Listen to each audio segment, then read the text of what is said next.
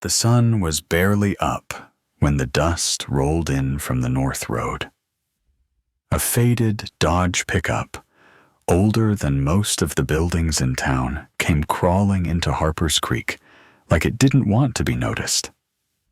The paint was sunburned and chipped, the windows rolled halfway down, and the man behind the wheel wore a simple canvas jacket, the kind that doesn't wrinkle, just remembers every place it's been. No one really saw him pull in. Folks around Harper's Creek don't do much staring. They've learned over time that a person's past is their business, and most stories worth hearing take their time showing up anyway. But when the truck parked outside Louise's diner, the regulars inside gave each other that half glance that says a lot without saying a word. It was Tuesday, which meant Louisa had made fresh apple pie, and the air in the diner was thick with cinnamon and black coffee. The fan above the counter clicked in a lazy rhythm, while the old jukebox near the window played a Patsy Cline tune no one had paid for in years.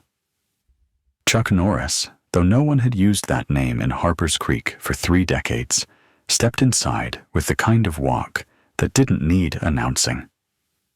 He nodded to Louisa, as if they'd just seen each other yesterday, not 30 years ago.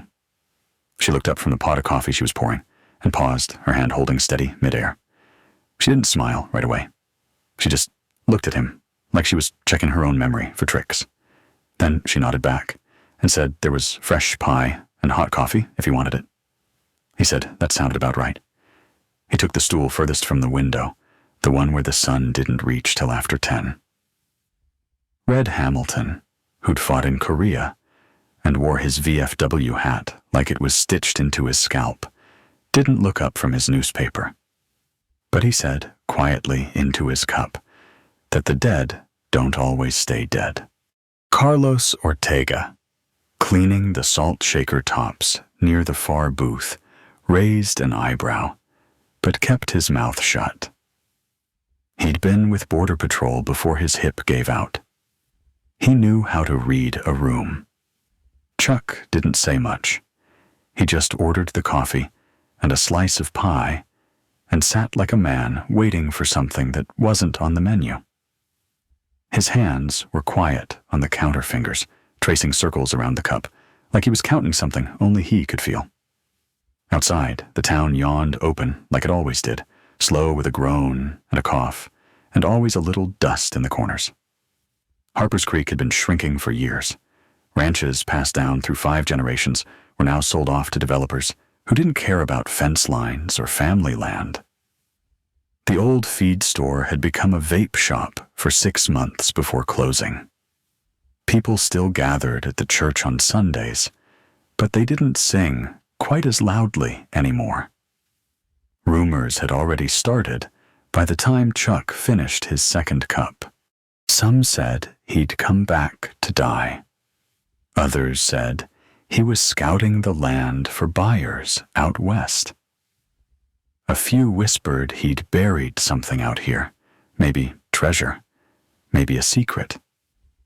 Louisa didn't ask. She just refilled his cup and handed him the sugar, like muscle memory. He left a 20 on the counter for a $6 bill. Red watched him walk out the door, that same half glance over the edge of his paper, and said to no one in particular that trouble usually comes dressed like memory. Carlos muttered something in Spanish that might have meant the same thing. Chuck didn't head back to the highway. He took a right down Walnut Road, past the rusted-out gas station and the one-room schoolhouse with the windows boarded up, past the house that used to have a white fence before the paint peeled and the weeds took it over. He stopped where the pavement ended and the prairie began. There was a small hill beyond the cottonwoods, just high enough to see the whole town from the top. A single stone marker sat under the biggest tree, the kind that blooms too early and dies too late. He knelt beside it, dust brushing his jeans, and laid a small folded piece of cloth beside the marker. He didn't speak. His eyes were dry, but his shoulders gave a small shift, like something inside him remembered how to breathe, just for a moment. Names weren't carved deep into the stone, just 2 initials and a date. April, long ago. Behind him, the wind picked up scattering dry grass and a soft hiss across the ground. He stood, looked back at the town, then turned to walk the same path back without leaving tracks. By the time he reached the diner again, the light had shifted. Folks were moving slower. The whisper about the stranger had grown from curiosity to wait. Louisa stood in the doorway now, wiping her hands on a rag that had long given up being clean. She watched him like a woman who had nothing left to be surprised by. He paused before going in. Some stories come back quietly. Others come back loaded. That morning, Harper's Creek didn't know which one it was getting. But by nightfall, they'd remember why the stranger always sat facing the door. They came into town on a Thursday, right around the time the mail truck pulled up and the high school let out. 3 black SUVs, polished and out of place, slid down Main Street like oil over gravel. No dust on the tires, no rust on the bumpers. The sun caught on the tinted windows, and the people of Harper's Creek started watching with their heads down and their eyes up. Carlos Ortega was the first to say it out loud. Standing at the edge of the diner's porch, coffee in hand, he muttered that they looked like sharks that didn't bother circling. Louisa nodded without looking. Red Hamilton just folded his paper, folded it again, and stared as the lead SUV parked directly across from the diner. Out stepped a man in a pressed gray jacket and a face like carved stone. He was tall, with sharp cheekbones, and a voice that could have sold insurance or declared martial law. He walked in with a clipboard, a steel pen, and a plastic smile. Behind him came 2 more, both in polos, tight across the shoulders, with necks too thick and haircuts too clean for ranch country. The leader didn't order coffee.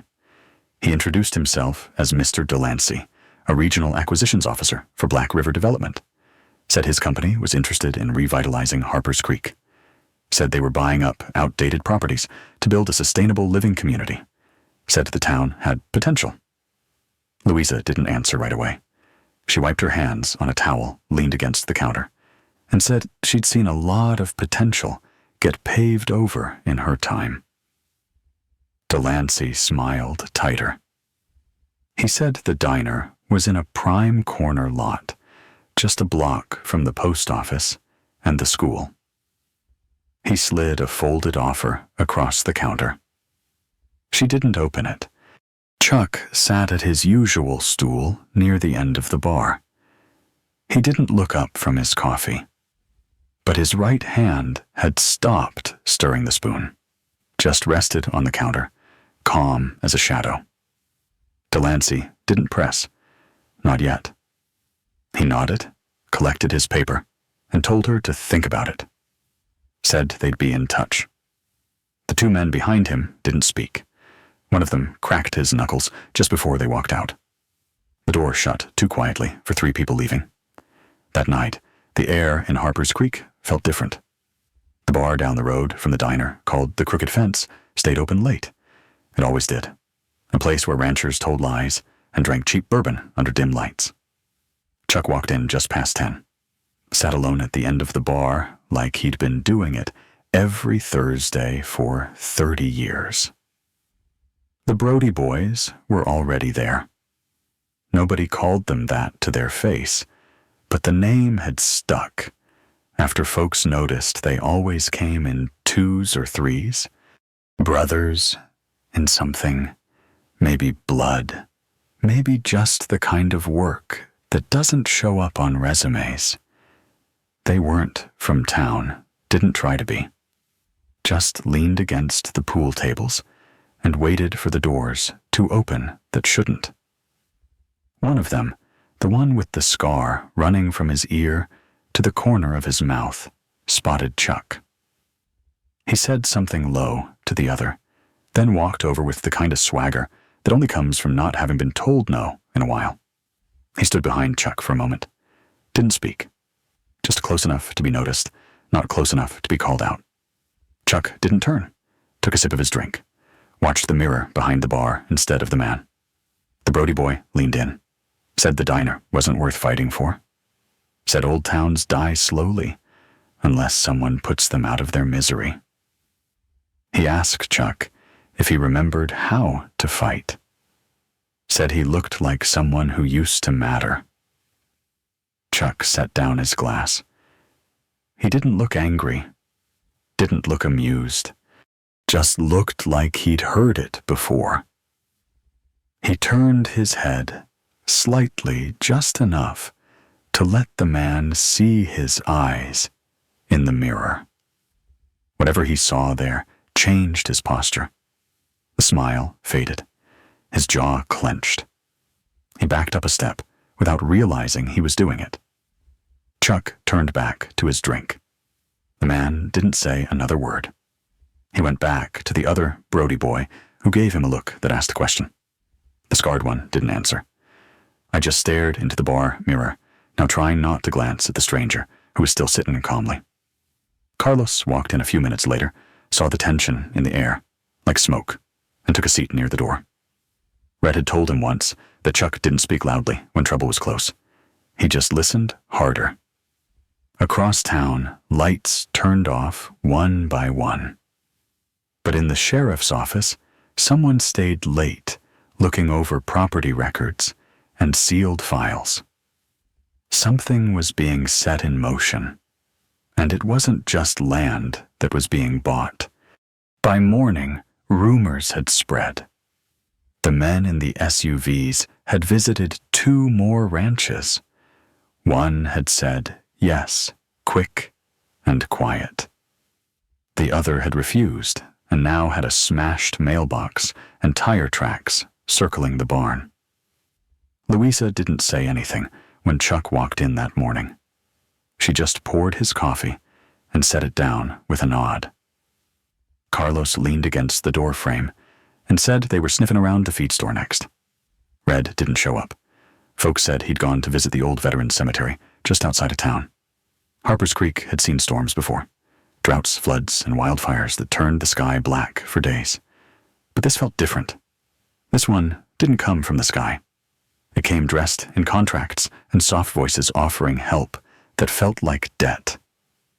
And now, people have started to wonder what kind of man sat at the end of the counter, not asking questions or offering answers, just watching and waiting.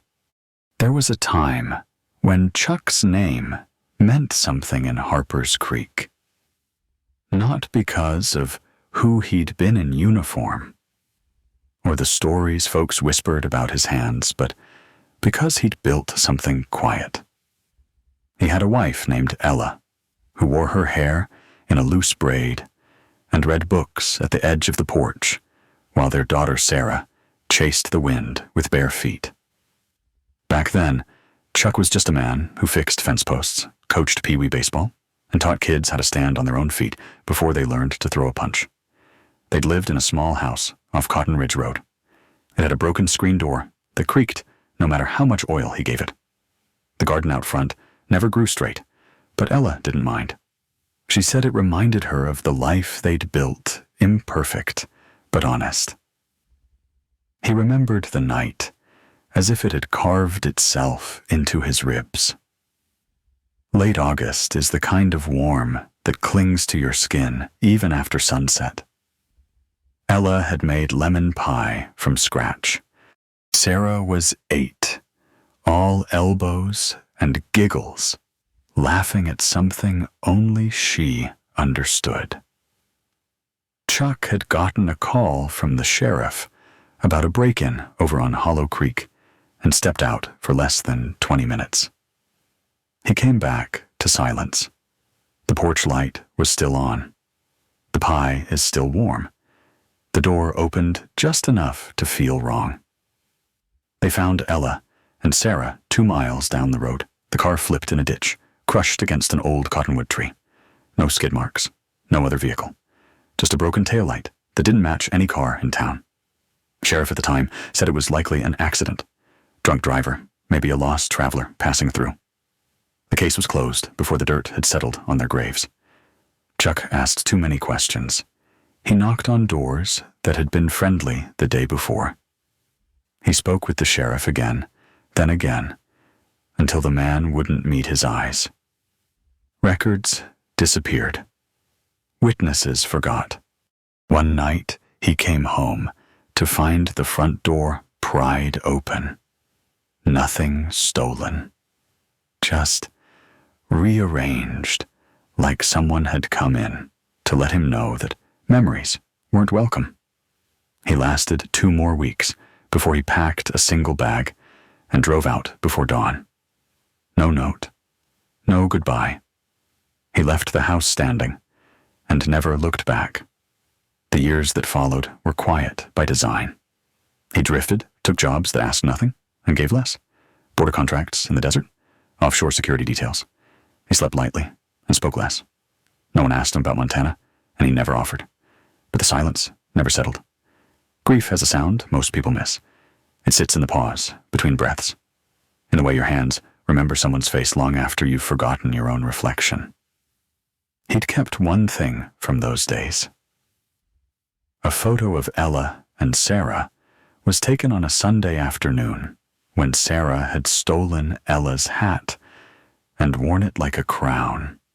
The picture was cracked in the corner, worn soft by fingers that never stopped touching it, even in sleep. Now, back in Harper's Creek, that same grief walked behind his eyes like it never left. He stood over the grave again, not for comfort, but because unfinished things don't bury easily. The stone was small and plain. No flowers, just grass grown high on one side, as if the town had forgotten the ones who once made it worth remembering. He knelt down, fingers brushing the base of the stone. The cold passed through his skin like it belonged there. He didn't cry, hadn't in years, but something pulled at the inside of his ribs, a pressure that didn't want out, just acknowledgement. He whispered their names without sound. Just the shape of his lips moving slowly like a prayer nobody taught him. The past doesn't stay buried in small towns. It waits. And sometimes it waits for a man who's finally tired of running. Chuck stood up and looked out over Harper's Creek. The wind carried the smell of soil and dry wood. Behind him, a storm was brewing, but it wasn't in the sky. It was in the way people looked at each other, the things they didn't say, and the men who showed up in black cars without history. He hadn't come back for revenge. That was too small. He'd come back because something inside him finally understood that peace doesn't come when you leave things behind. It comes when you face what you have never left. And Harper's Creek still had ghosts that didn't belong in the ground. Red Hamilton didn't speak much unless someone earned it. He was a man built from wartime steel and ranch dust with a voice that carried slow, like water, down rock. That morning, he sat at the end of the diner booth near the window, sipping black coffee and looking at the stranger across the room, who used to be Chuck Norris. Louisa wiped the counter twice, more than needed, then joined him with a refill, and that quiet look that said she was waiting without asking. Carlos leaned against the wall near the pie case, arms folded, listening, but pretending not to. A couple of old-timers played checkers at the corner table, but they leaned in like the board wasn't really their focus. Red finally set his cup down and rested both hands flat on the table. He stared out the window for a long beat before speaking. Folks around here have short memories of kindness, but long ones of mystery. Said Chuck never made noise, never needed to. The man just showed up one day with a toolbox, rented a cabin out on Pine Hollow, and started fixing things that weren't his. Red remembered the first time he saw him. A boy no older than 12 had taken a spill off his bike near the gas station. Knee-bloodied chain snapped. Before Red could cross the road, Chuck was already crouched down, checking the kid's knee and relinking the chain with a nail from his pocket. No fanfare. Just handed the bike back and told the kid to ride slower near corners. He used to run a class out behind the school on Saturday mornings. Martial arts, nothing fancy. No belts, no forms. Just a handful of kids learning how to fall without fear and stand up without asking. Red's grandson had gone once and came home different. Taller, somehow, not in inches, but in backbone. Said Mr. Chuck taught him that the fight you avoid is the one you win twice. Red chuckled to himself, then soft and low. Said there was a night at Mulligan's Tavern when a drunk tried to start something ugly. Big guy, fresh back from the oil fields, full of whiskey and sour pride. He grabbed a waitress by the wrist, hard enough to leave a mark. Before anyone else moved, Chuck stepped in. Didn't touch him, didn't raise his voice. Just looked the man in the eye and said 5 words Red never forgot. That's not yours to hold. The drunk let go like the words had weight, walked out without a punch thrown. The waitress cried behind the bar, and Chuck left without even finishing his beer. The next day, Red saw him out by the riverbank, teaching a girl how to skip stones. Carlos finally spoke, then asking why a man like that would disappear for so long. Red didn't answer right away. He picked up his cup, sipped slowly, then said, "Sometimes the ones who carry the most don't talk about the weight." Chuck said he left after something broke him that words couldn't fix. No one saw the wreck, just the dust it left behind. Louisa folded her arms, eyes steady on Chuck's back across the diner. She said it never felt right, the way folks let his memory fade. Red nodded, said legends don't live in headlines. They live in fence posts that stay mended, and kids who grow up unafraid. Chuck hadn't moved during the whole conversation. Still quiet at the far end, still watching the street through the glass. But something in his posture said he heard every word. Not because he needed the reminder, but because he was trying to decide if it still belonged to him. Red finished his coffee and stood joints creaking louder than the stool. He looked at Louisa and said that the man hadn't walked into town by accident. Said Harper's Creek might have forgotten what kind of man it raised, but the dirt remembered. And sometimes the dirt calls him home. It started with the cold, the kind that didn't come from outside, but from the way a room feels wrong before you've opened the door. Chuck stepped out of his truck just past 5 in the morning, coffee in hand, same as always. But something about the stillness of the street, the way the wind passed too clean through the alley, told him trouble had arrived while the town was asleep. The front window of Louisa's diner had been shattered. Glass spilled across the sidewalk like broken teeth glinting in the first light of dawn. The door was slightly ajar. The lock snapped, and it hung like a loose thread. Chuck walked inside, slowly, not rushed. He scanned the room like a man who'd done it 1,000 times in darker places. Chairs had been kicked over. Sugar canisters split open on the floor. The smell hit him before he reached the counter. Gas, not strong, but present, enough to mean intent, enough to mean a warning. Behind the counter, the gas line beneath the stove had been twisted. A crude job done fast. Someone had wanted it to leak just long enough to scare, or to burn if the spark came at the right time. The air carried a thin hum of danger. Chuck moved toward the register, eyes catching something tucked beneath the napkin holder. a piece of folded paper, damp at one edge. He picked it up, unfolded it with care, and read it once. Then again. 5 words scratched in black ink that bled at the corners. Sell now, or it gets ugly. He read it a 3rd time, not out of fear, but out of certainty. Then he folded it neatly and slipped it into the inside pocket of his jacket. His face didn't change. No tension in the jaw, no shift in the eyes. Just a stillness that settled deep. Louisa hadn't arrived yet. The sun hadn't even cleared the rooftops. No one had seen it but him. And for now, that's how it would stay. He moved to the far corner of the diner, where the back hallway led to a narrow storage room most folks forgot existed. He stood there a long moment, his hand on the rusted knob. The door hadn't been opened in years, maybe more. He gave it a slow twist. It stuck. He leaned in with his shoulder once. It gave way with a groan.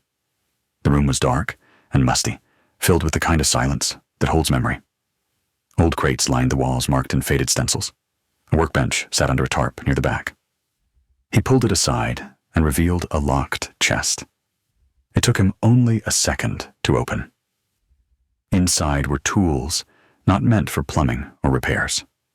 A compact crowbar, a flashlight modified for infrared, a cloth-wrapped bundle that held 3 knives and a sidearm with a worn grip. He checked each one with the calm of a man who knew their weight and story. Nothing flashy, just tools, just habits, coming back like old muscle. He placed the gas line cap from his pocket next to the workbench, pulled out a pair of gloves, checked the windows. Everything is still quiet. He moved like a shadow through the space cleaning glass, without a sound, fixing the leak without leaving a mark. By the time Louise's car pulled up an hour later, the gas had been shut off, the chairs reset, and only one window remained cracked. She stepped out with a tired smile and a thermos in her hand, unaware of the note or the broken lock now hidden in Chuck's jacket. She asked if he'd been there long. He said an early start, and he couldn't sleep. She nodded and went inside to start the coffee. He followed slow and steady and sat at the same stool he always did. But something in him had shifted. He no longer watched the street with curiosity. Now he watched it with memory. The kind that doesn't forget the sound of footsteps in gravel at night. The kind that knows when silence means someone's waiting to see what you'll do next. The diner smelled like coffee again, like nothing had happened. But in the back room, the dust had been disturbed. And in Chuck's eyes, something old had stirred awake. The first strike hadn't drawn blood, but it had drawn a line, and Chuck Norris had never been the kind of man to let a line stand untested. The bell above the diner door jingled too hard for how gently it opened. That was the first sign. The second was the silence that followed, like the sound had choked itself out on the way in. Louisa looked up from the pie case. Carlos, wiping down the counter, froze mid-circle.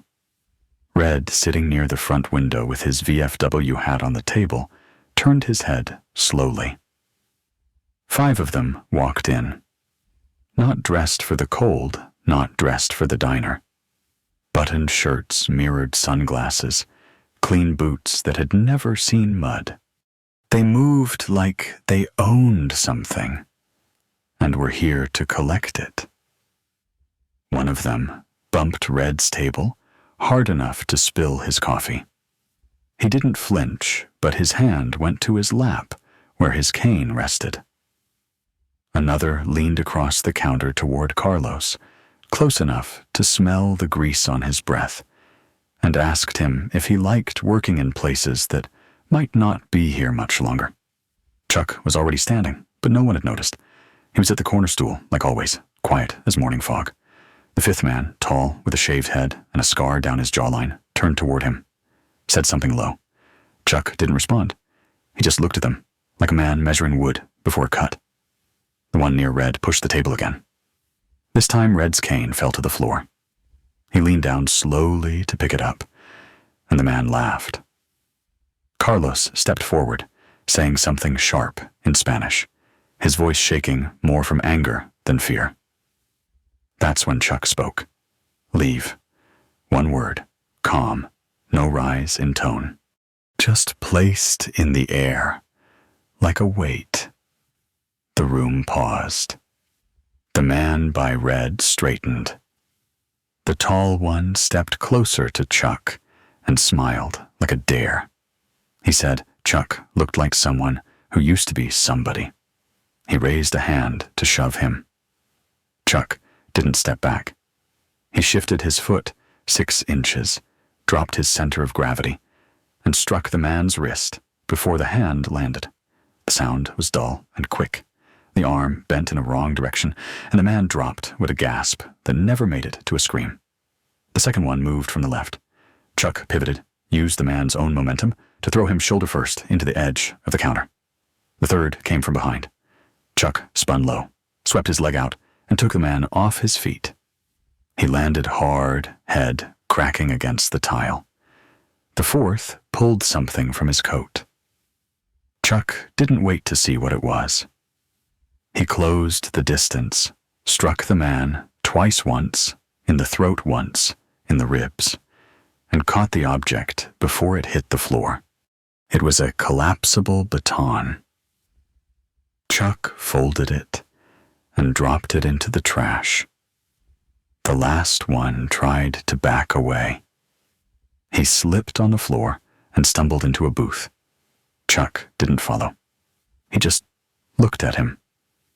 The man scrambled up and ran out the door, his boots leaving black scuffs behind.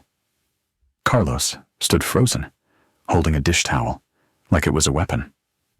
Red picked up his coffee with both hands, quiet as ever. Louisa leaned against the back wall, one hand gripping the edge of the counter, so hard her knuckles had gone white. Chuck didn't speak right away. He turned toward Red and nodded just once. Then he walked back to his stool and sat like he'd only gotten up to stretch.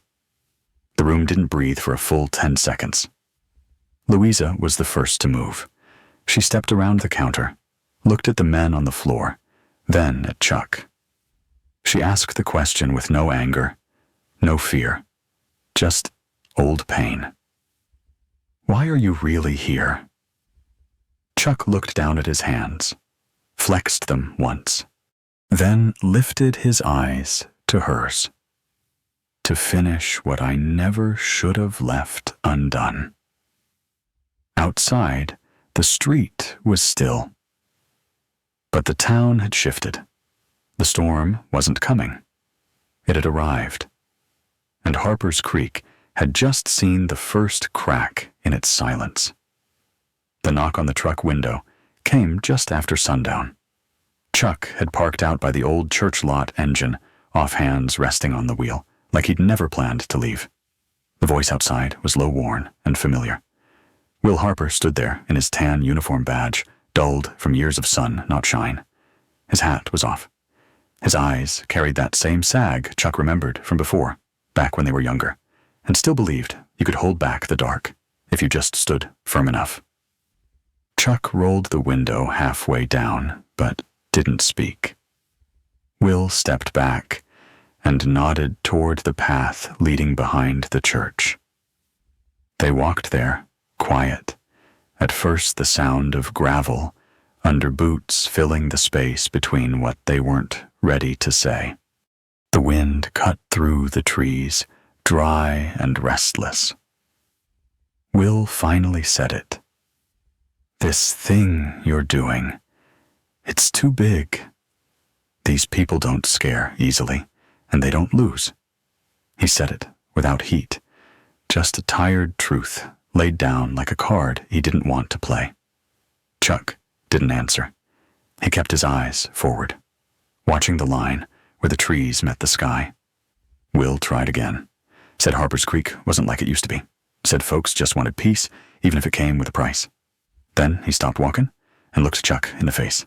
Said some fights take more than fists, more than pride. said this one could bury more than just reputations. Chuck watched him, not blinking, not judging, just weighing. Will's voice cracked a little then, like something underneath had slipped loose. He said, if Chuck kept pushing, people would get hurt. He said not everyone had the same reasons to stay quiet, but some of them had no choice. The last part came fast and soft. He said he'd made mistakes, that not everything back then was as simple as Chuck thought. Chuck asked one thing. Just one. Was Ella's case really unsolvable, or was it buried? Will didn't answer. That silence broke something. Not loud, not final, just enough to shift how Chuck looked at him. Will's shoulders dropped. He rubbed the back of his neck, like the words had burned his throat on the way out. He said he was sorry, but it didn't sound like an apology. It sounded like a confession. Chuck nodded once, not in forgiveness, not yet, but in understanding. He said nothing else. Will told him to walk away while he still could. Said there were lines being drawn that no badge could protect anymore. Then he turned and left the gravel crunching softer under his retreat. Chuck stayed behind, watching the trees. There had always been shadows in Harper's Creek. He'd just never expected one of them to wear a badge with his old friend's name on it. Carlos had always known where the back doors were. Not the ones with hinges, but the ones built into silence. He and Chuck moved after dark quiet, as smoke heading for the county records office, where old papers were kept in boxes no one bothered to scan. The place smelled like glue and mildew, like secrets that hadn't stretched their legs in decades. Carlos picked the lock in under a minute. He muttered that folks trusted too much in broken systems. Chuck nodded, but said nothing. His eyes had already started scanning the stacks. They weren't looking for land deeds or sale histories. They were looking for something older, buried beneath names and stamps. It took hours. Carlos pulled file after file, while Chuck laid them flat hands, methodical, flipping without hurry. The clock ticked slowly. The air got colder. Then Chuck found it. A folder tucked behind the back of a mislabeled drawer. No title. Just a government seal, half-faded with water damage along the bottom. He opened it with one hand, the other resting near his belt like reflex. Inside were maps. Topographical, marked in red. Soil reports from the 1960s. Chemical codes scribbled in margins. One word came up again and again. Uranium. Carlos leaned over his shoulder. He read quietly. Some of the documents were copies of federal memos, long declassified, but never meant for eyes like theirs. One page showed a map of Harper's Creek as it looked 50 years ago, with a red ring drawn around the southern ridge. It matched the land Black River had already bought. Chuck said nothing for a long time. Then he turned the page and saw a receipt. A shipping log dated 1973. 5 trucks, sealed containers, origin Nevada test range, destination private holding site, Montana rural coordinates. No name, no signature. Just initials. The same initials that matched one of the old town mayors. Carlos sat back in his chair. Said they weren't trying to build luxury homes. They were trying to cover their tracks. Chuck agreed. Quietly. They found a survey at the bottom of the folder. Modern. Dated 3 months ago. Soil testing near the water table. It showed traces of heavy metals and radiation markers just high enough to raise questions if anyone had been looking. But no one was. Carlos looked at Chuck then. Said if this leaked, it wouldn't just be about Harper's Creek. It would reach Washington, maybe higher. Chuck folded the survey neatly. Said it already had. They left the office with the folder hidden in an old ammo bag Carlos had kept since his patrol days. The night air felt different now. Not just heavy, but poisoned, like the land itself had been waiting to speak, and they were the first to hear it. Back at the diner, Chuck laid the documents on the table in the back room. Louisa read them in silence. Red stood with one hand on the chair, unmoving. No one said the word yet, but it hung in the room like a storm cloud waiting for a match. This wasn't about money anymore. It wasn't about property or pride. It was about what had been buried beneath their feet and who had known all along. The man who stepped out of the black SUV didn't need to raise his voice. He didn't wear a suit, didn't flash a badge or a weapon. He just stood there in a charcoal jacket sleeves, rolled once at the cuffs, sunglasses tucked into his front pocket, like the sun obeyed him. His boots were clean, his smile practiced, and when he stepped through the front door of Louisa's diner, the room went still in a way that had nothing to do with fear. It was respect, the wrong kind. Chuck looked up from his coffee. His hand didn't move, his breath didn't shift, but something in his eyes narrowed like a scope pulling focus. The man didn't speak right away. He took in the room, nodded politely to Louisa, and sat across from Chuck without waiting to be asked. Dean Trask. The name hadn't been spoken in years, not since that mission down in Coro province, not since the gunship extraction that never came. Chuck had buried the name along with too many others, but now it sat in front of him, alive, smiling. Trask crossed one leg over the other, leaned back, and said the town had charm. Said he could see why a man might come here to disappear. Then he asked Chuck how long it had been since they'd spoken without someone bleeding between them. Chuck didn't answer. Trask chuckled, said silence still suited him, said he remembered that about him, always listening, always thinking 2 moves ahead. That's what made him valuable, back when they both wore flags that didn't quite fit. Then the smile faded, and the words got colder. He said Black River wasn't here for revenge, wasn't here for war, just business. But if a man like Chuck decided to stand in the way, then it became something else, something personal. Chuck asked one question. He wanted to know if Trask had been there. The night Ella died. The night Sarah never came home. Trask didn't blink. A lot of things happened in small towns. Said not everything was an op. Sometimes people just get unlucky. Chuck's jaw didn't move, but the air around him got heavier. Trask leaned forward, said he'd always admired Chuck. He said that out of everyone who'd survived that mess overseas, he was the only one who walked away clean, or so he thought. He looked around the diner at the people watching from behind corners, said it was a shame, really. All this for a town that would never thank him. Chuck said the land wasn't for sale. Trask smiled again, said he knew that, said it had never really been about the land. It was about what lay beneath it, and who would control the truth when it finally surfaced. Then he stood, smoothed his jacket, said they'd talk again soon, maybe under less polite terms. Chuck watched him leave without turning his head. Outside, the wind picked up. Loose dust curled against the windows. Louisa stepped out from the kitchen and looked at Chuck. He didn't speak, just finished his coffee. The last sip felt colder than the first.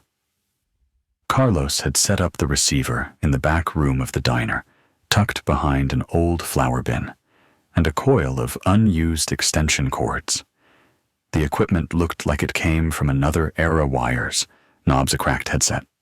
It hummed with a soft pulse like a machine waiting to confess. Chuck sat beside it, still listening. The first transmissions were coded, layered in frequencies meant to fold over each other like camouflage. But Carlos had spent enough time along the border to know how to slice signals apart. He tuned the dial with a flick of his wrist, paused, and motioned for Chuck to put on the headphones. Then he stepped back, arms folded, watching without a word. Chuck heard static. Then voices. Clean-clipped professional. Men using call signs, updating positions.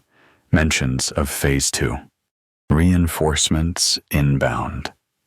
Deadlines moved up. And one voice that stood apart from the rest. Will Harper. His voice wasn't sharp like the others. It was hushed, weary. He asked if the deadline could be extended, said the town wasn't ready, said he needed more time to keep things from unraveling. The man on the other end told him time had already run out. Chuck listened closer. Harper's voice shifted lower, now desperate. He said she doesn't know, said she can't know, said he promised her mother she'd stay safe. Then the name came, Maya. Chuck's grip tightened on the edge of the table. His chest stopped moving for a second. Maya. The name scraped across his memory like a match head. He whispered it to himself once, like tasting something he thought he'd forgotten. Harper told the voice that Maya had built a life here, that she believed she'd always belonged, that if the truth came out, she'd never forgive him. Then he said something Chuck didn't expect. He said she still asks about her father. Carlos stepped forward, confused. Chuck held up a hand, eyes shut, lips drawn into a flat line. Harper's final words came out slowly. I did what I had to. He was supposed to be dead. Trask promised it would be clean. He gave us new papers, new names. She was just a kid. The transmission faded into static. Chuck removed the headset.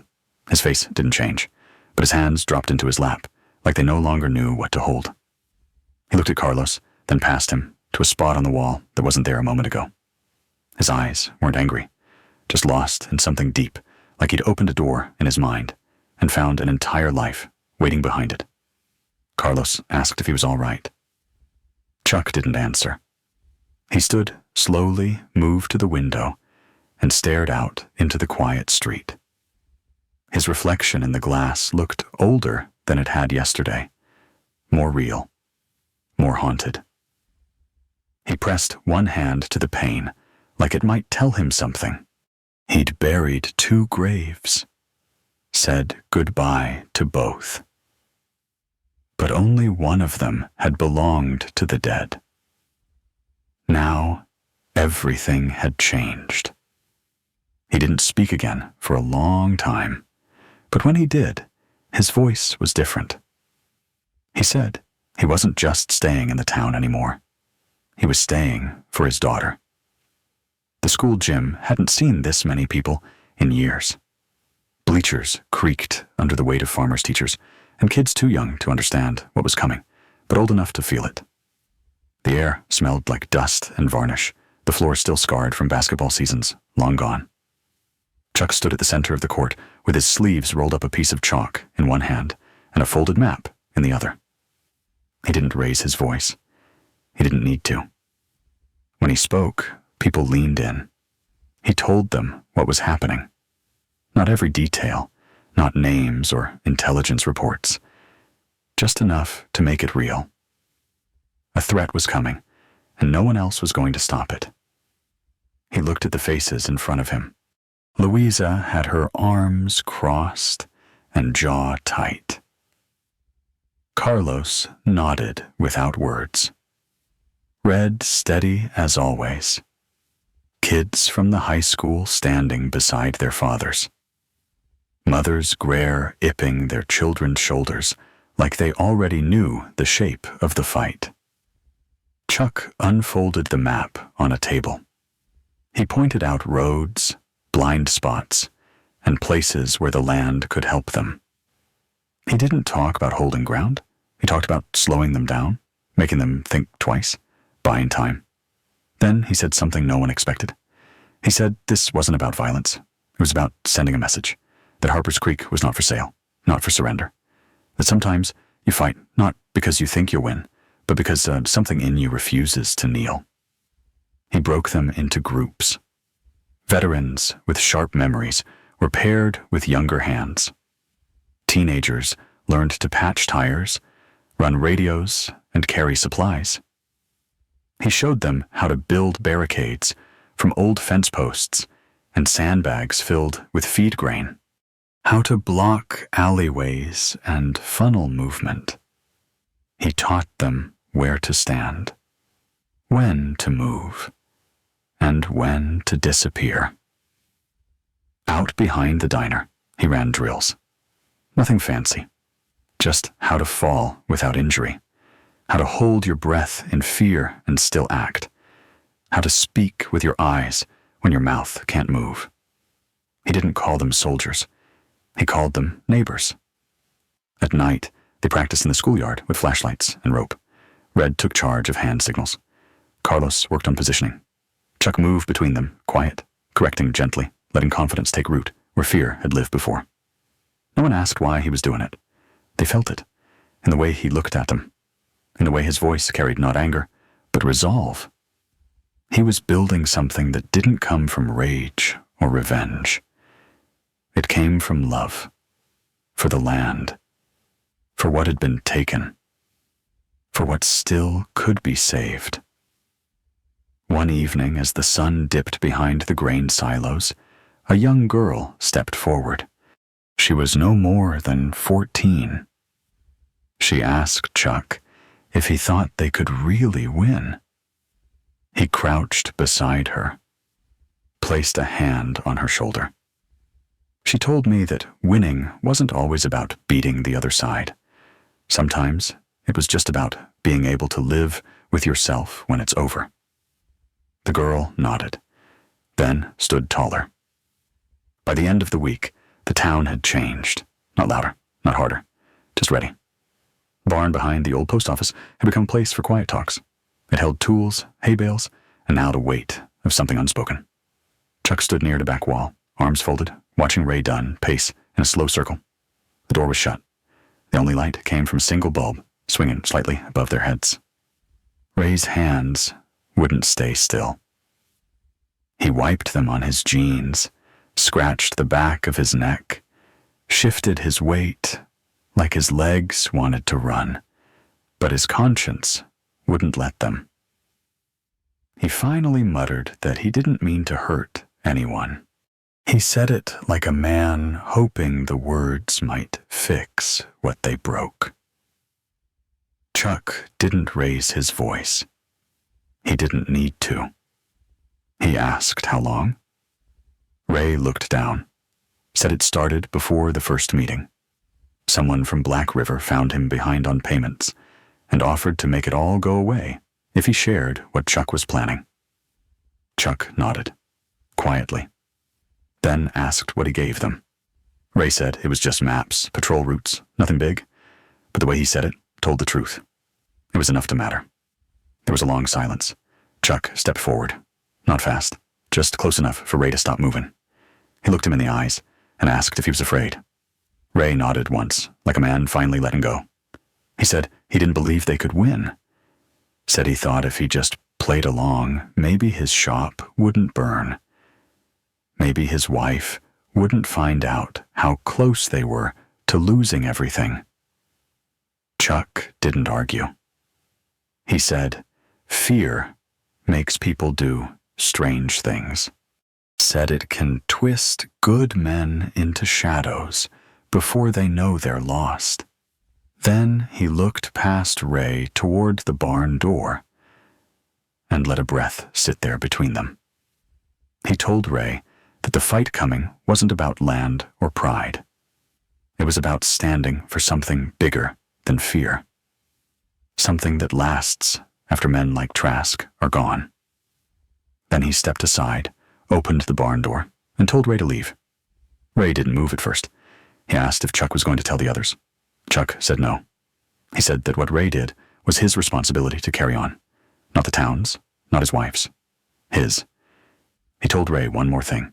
He said if he ever saw him near the maps again, or heard his name in a voice that wasn't local, he'd come find him.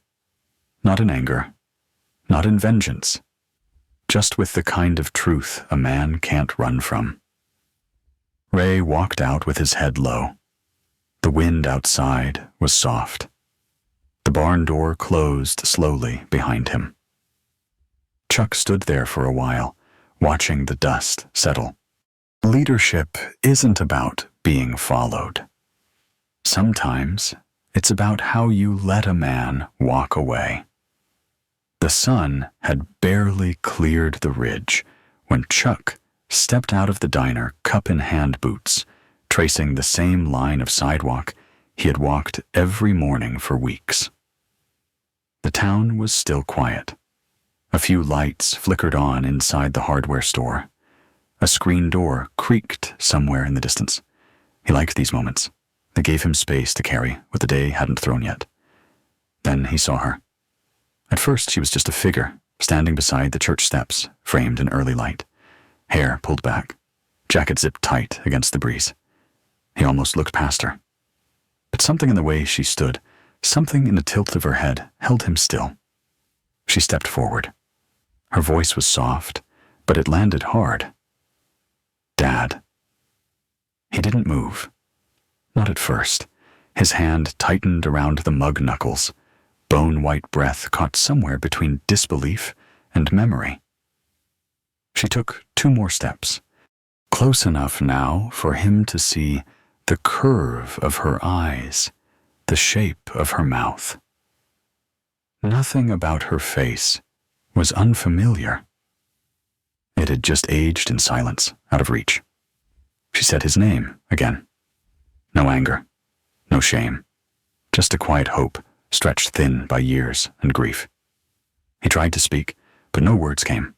His mouth opened, then closed, then opened again, like breath itself was too heavy to lift. His chest rose once, sharp, then stilled. She told him the truth, that she hadn't died, that Harper had hidden her, made it look real.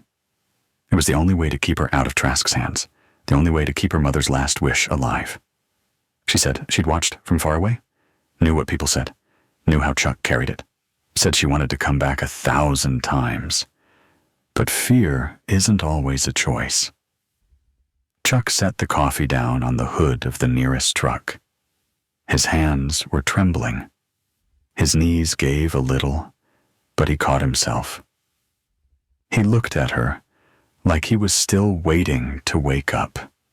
Then she reached for him. One hand, slow, careful, like she knew he might break if touched too quickly. And that was what did it. He fell forward, not hard, but completely, arms around her, like he'd never get another chance. His shoulders shook, his breath came rough and uneven. No sound, just the kind of grief that turns inside out. She held him tighter. She whispered that it was okay now, that she was here, and nothing else mattered. He pulled back enough to see her face again. He pressed a hand to her cheek, like he was trying to memorize the feeling. He didn't ask why. He didn't need to. He just nodded eyes, full and silent. Then he said he was glad she came home. She smiled. And in that moment, something in him changed. This wasn't about stopping Trask anymore. It was about making sure she never had to run again. The first shot didn't come from a rifle. It came from the crack of a signal flare bursting over Harper's Creek just before dawn. Red light scattered across rooftops and fields, and the silence that followed was colder than steel. Chuck stood at the center of Main Street, eyes on the horizon. They were coming. Carlos moved fast along the alley behind the feed store.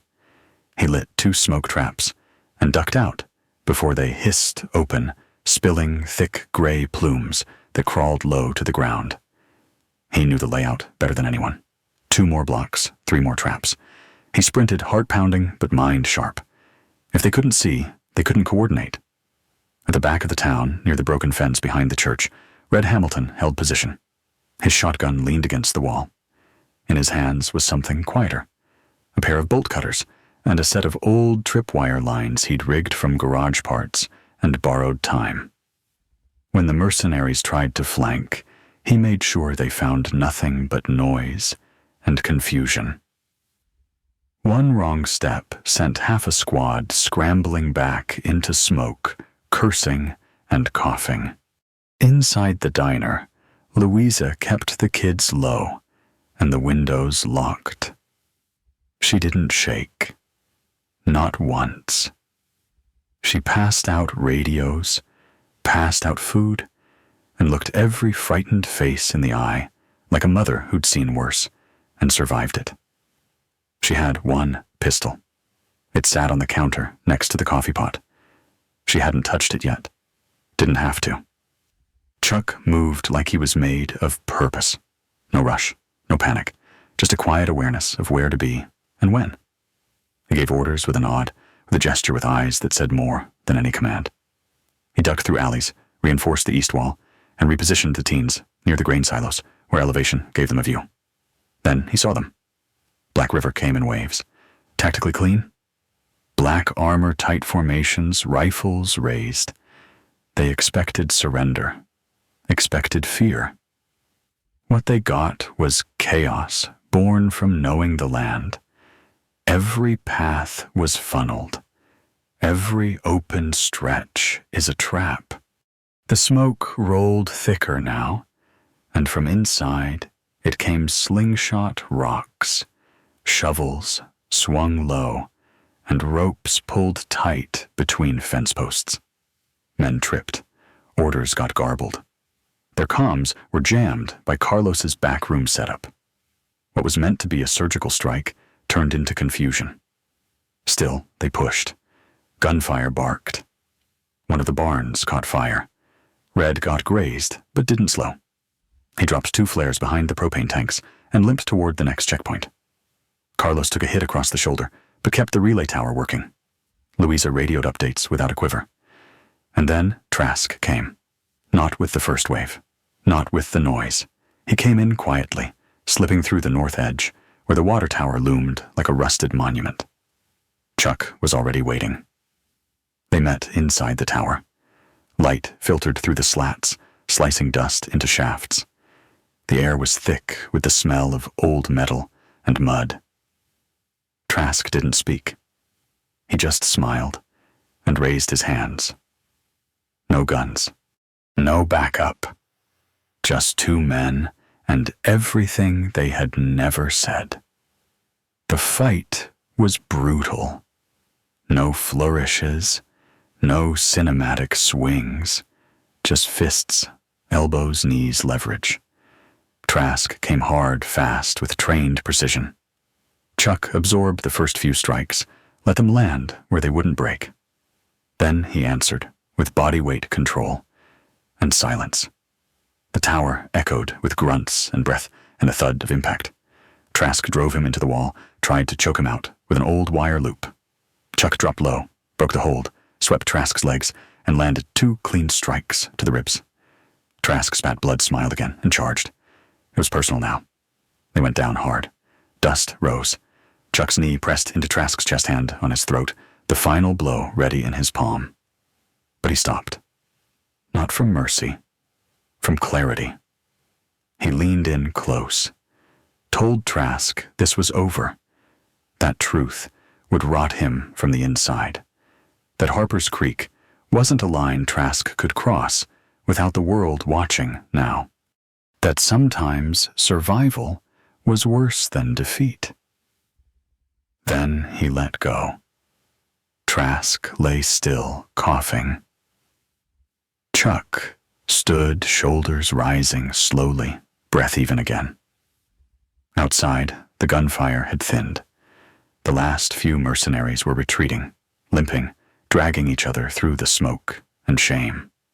Locals stood in doorways, bruised but unbroken.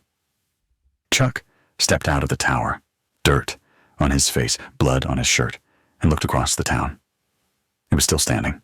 Not perfect, not untouched, but free. The rain came 3 days after the dust settled. Not hard, just steady enough to soak into the cracks and clean the soot from the window panes.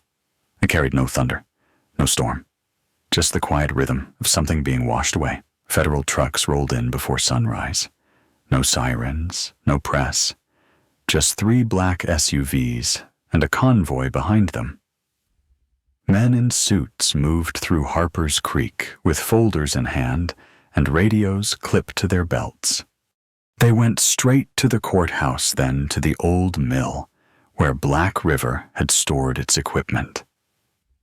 By noon, Trask was in handcuffs, silent and pale. His eyes met Chuck's once. There was nothing behind them now. Files had been delivered anonymously. Printed maps, soil reports, transcripts of radio calls, photos from the waste site tagged and labeled in red ink. No trail led back to Chuck. The town knew, but no one spoke. Some truths don't need witnesses, just courage. Black River's contracts were suspended, accounts frozen. Legal teams swarmed like ants under a rock, but it wouldn't matter. The town wasn't just a line on a map anymore. It was a headline, and for the first time in decades, someone was listening. Sheriff Harper turned in his badge a week later. No speech. Just a folded letter was left on the front desk, and a set of keys was returned to the nail above the coat rack. He walked through town with his hat in hand, past folks who watched with mixed eyes. But Maya met him at the old bench by the pharmacy. She sat down beside him, took his hand. They stayed there till dark. Chuck didn't join the meetings, didn't step into the courthouse or wave to the agents. He spent most days in the back field with Carlos, helping rebuild the fence line. He said little, just worked. When Maya came by with her daughter, he smiled, bent down slowly, let the girl climb into his lap. She asked why the tree near the grave didn't have any fruit. Chuck told her it would, someday. He planted the new one beside it on a quiet morning, little maple roots wrapped in burlap and soaked overnight. He dug the hole by hand. No shovel, no rush, just earth and memory and time. Red showed up near midday, brought 2 chairs and a thermos of sweet tea. They sat there for a long while, watching the breeze move through the grass. Neither said much. Chuck looked at the stone. It still read her name, sanded, till marked the date. But now it had another line beneath, just one word. Maya. He didn't cry. He didn't speak to her like he used to. He just breathed. Deep. Still. Whole. The town healed slowly. Windows fixed. Gardens replanted. The diner reopened with a new sign made by the local kids. Louisa kept the same menu. Said folks didn't need fancy. Just honest food and a place to sit. People stopped asking Chuck what he was going to do next. He wasn't going anywhere. He taught self-defense at the school every Thursday, helped Carlos build a greenhouse, took long walks with his granddaughter, who now called him Grandpa, like she'd been doing it forever. And every so often, he'd return to the water tower, stand at the base, look up, say nothing. Because it wasn't about what happened there. It was about what didn't. Years passed, but no one really marked them. The town had grown quieter, but not smaller. Just stronger in ways you don't see unless you've lived through fire. Chuck never spoke much about the fight. When folks asked, he just shook his head and said it wasn't really a fight. It was a choice, and every man has to make his own. One evening, he sat on his porch with Red the sun folding itself into the hills. A breeze rolled through, and the leaves on the 2 trees near the grave moved like they were remembering something. Chuck leaned back, looked out at the land. He said, "Legacy isn't what you build. It's what you protect." Then he closed his eyes, and for the first time in years, he rested.